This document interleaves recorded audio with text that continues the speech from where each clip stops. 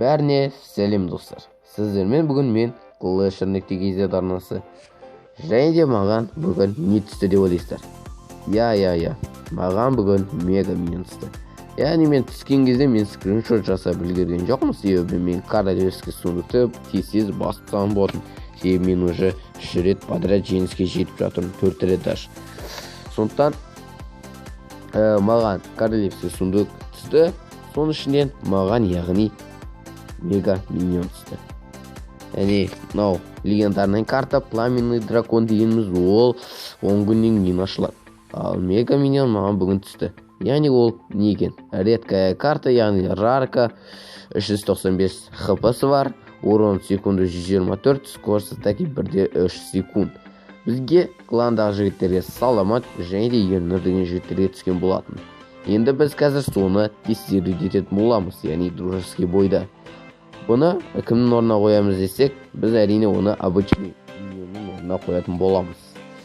Ал ол неге апарады екен, біз көрейік. Күтеміз, яғни var X деген қабылдады бізді. Және де енді мега миньонның қаншалықты мықты екенін қазір тестировать ететін боламыз. Қандай минусы бар, қандай плюстері бар, немесе қалай оны контроль ету керек екен көретін боламыз. Так, біз алыстан яғни спаркиді шығаратын боламыз. Так, обычный спарки яғни.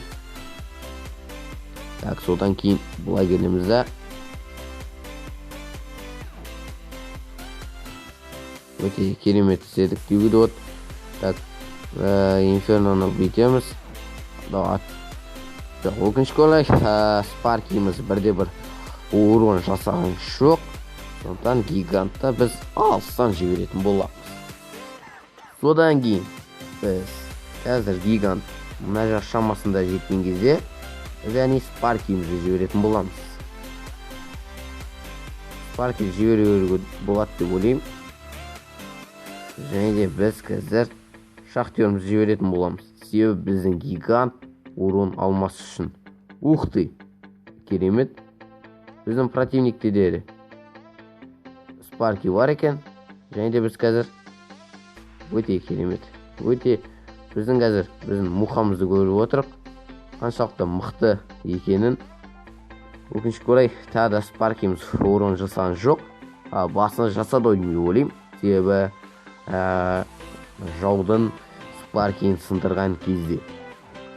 Қазіргі уақытта біз алдыда келатырық. Енді қазір тағы да өзіміздің обычный атакамызды бастайтын боламыз. Артқы жақтан спаркиімізді, одан кейін гигантымызды. Яғни бұл жігіттің тактикасы маған ұқсайды екен. Шахтер де бар, спарки де бар. Ну, обычный, короче, сондай я.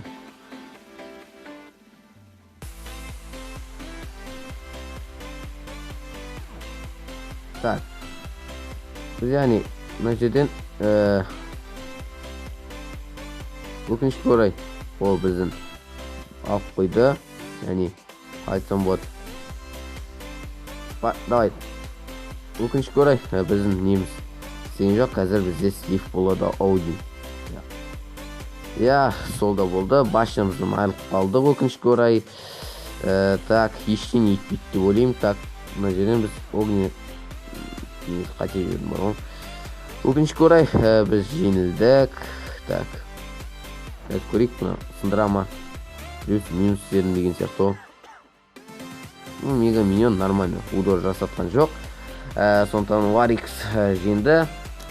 Так, енді миньон обычный деуді болады. Мат вполне нормально. Бірақ бірінші оревен походу слабоватый болып келеді. Және де келесі кезек қазір біз күтеміз. Саламат деген жігітпен.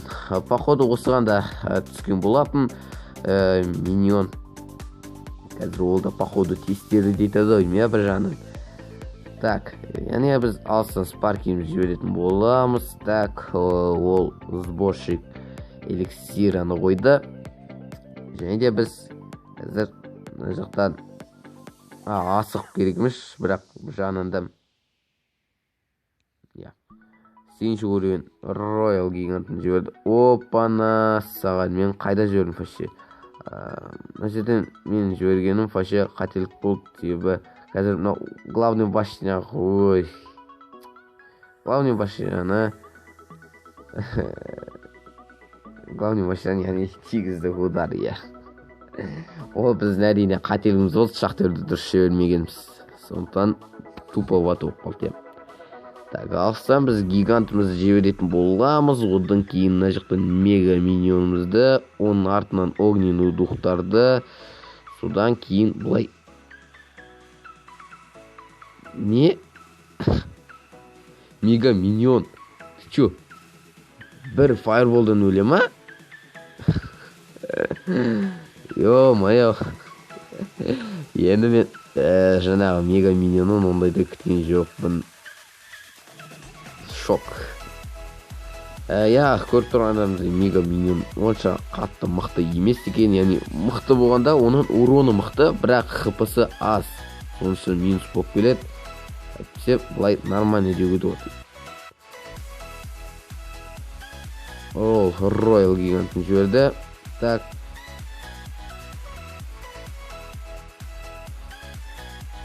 Өте керемет, біз оның гигант давай. Керемет. Так, мына жақтан біз, яғни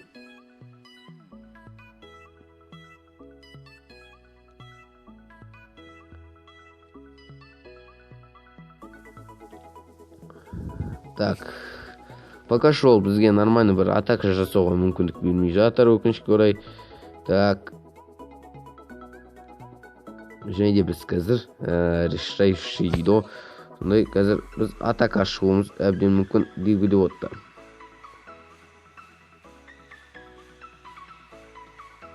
Өте керемет контр еттік деп ойлаймын. Так, мына жерден біз шахтерімізді жіберетін боламыз. Так,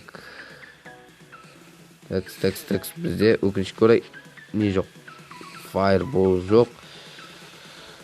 Мына жаққа бір огненный шар жіберу керек. Және де давай қабат дегендей адская башня, яғни оған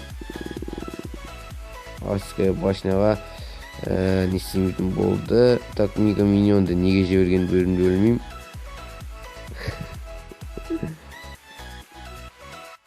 Уроны обычный миньон болды, бірінші өлең сол сияқты өген.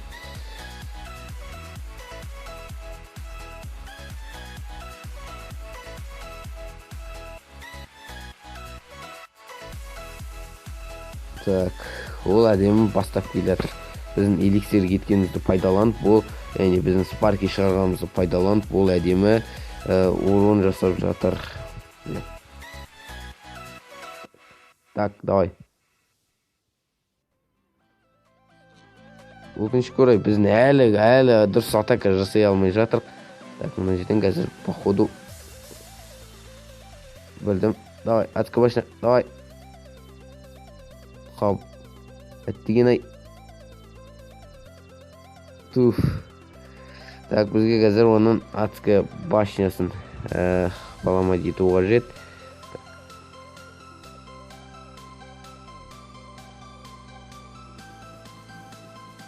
Опа, заряд күтіп атыр. 5%, давай.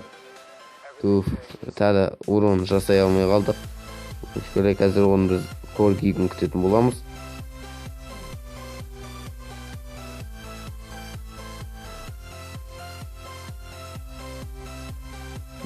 Инферноды тупидетіп, вообще айдалаға атып жатыр деуге де отыр. Мен сіздер үшін 5% болса да түсіріп жатырмын. Соны не деп ойлаймын, лайк басып деп ойлаймын, соны сол үшін. Ё-моё, қачы біз жеңілдік.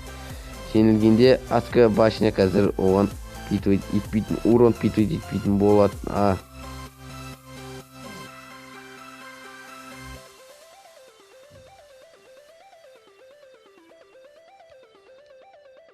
Огненный шарды жіберетін боламыз. Так. Короче, ол жеңді.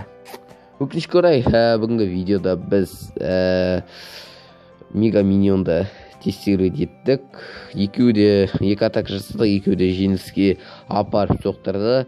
Сондықтан мен ойымша мега миньон на данный момент өте қатты мықты емес. Сондықтан біз как обычно өзіміздің родной миньонымызды қайтадан орнына қоямыз.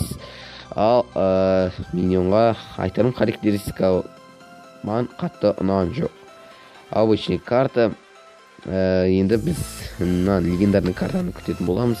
Бұйырса енді түсет бұл инферно сияқты, короче 875 инферно сияқты, короче соңына дейін жасай берсе не істелінеді, яғни хп көп алынып кетеді.